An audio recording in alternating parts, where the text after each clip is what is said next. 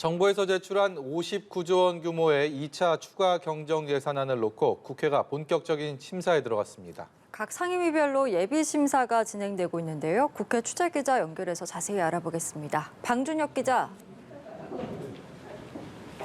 네, 본격적인 추경안 심사에 들어간 국회는 오늘은 상임위별로 각 소관부처 추경안 내용을 살펴보고 있는데요. 여야는 큰 틀에서 공감대를 이루고 있지만 53조 원에 달하는 초과 세수가 어떻게 나온 것인지 등을 놓고 신경전을 벌이고 있습니다. 오늘 오전 열린 기획재정위원회 전체 회의에선 추경호 부총리 겸 기획재정부 장관에게 관련 질의가 집중됐는데요.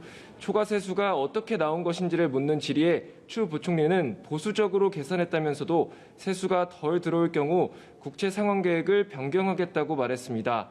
민주당은 손실보상 소급 적용이 빠진 이유에 대해서도 송곳 검증을 벼르고 있는데요. 김성환 민주당 정책위 의장은 오늘 간담회에서 정부 추경안에 따라 손실보상에서 배제된 중소기업들이 많다며 최대한 민주당 측 입장이 반영될 수 있도록 노력하겠다고 밝혔습니다. 반면 국민의힘 측은 신속한 추경안 처리를 위해 소급 적용은 추후 논의하자는 입장을 밝혔습니다. 한편 오늘 국방위 전체 회의에선 정부 추경안 편성에 따라 국방 예산 1조 6천억 원이 삭감된 것을 두고 여야 의원들이 우려를 표했는데요. 민주당 측은 국방 예산이 삭감되면서 장병들의 식생활 개선 등에 드는 비용에 제한이 생긴다고 지적하며 국방부가 호구 잡힌 것이라고 비판했습니다. 각 상임위는 내일까지 추경안 예비심사를 마치고 모레인 오는 19일부터는 예산결산특위의 종합정책 질의를 이어가는데요. 여야가 의견차를 보이는 만큼 상당한 진통이 예상됩니다. 네, 방준혁 기자, 그런가 하면 국회 운영위원회 전체 회의에선 대통령실 인선 문제가 주요 쟁점이 될 전망이라고요?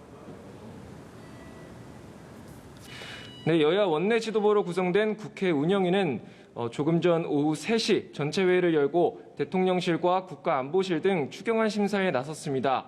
윤석열 정부 출범 이후 운영위 전체 회의가 열린 건 이번이 처음인데요. 추경안 심사가 1차 목적이지만 대통령실 주요 인사가 참석한 만큼 최근 불거진 인선 논란과 관련한 여야 공방이 뜨겁게 이어질 것으로 예상됩니다.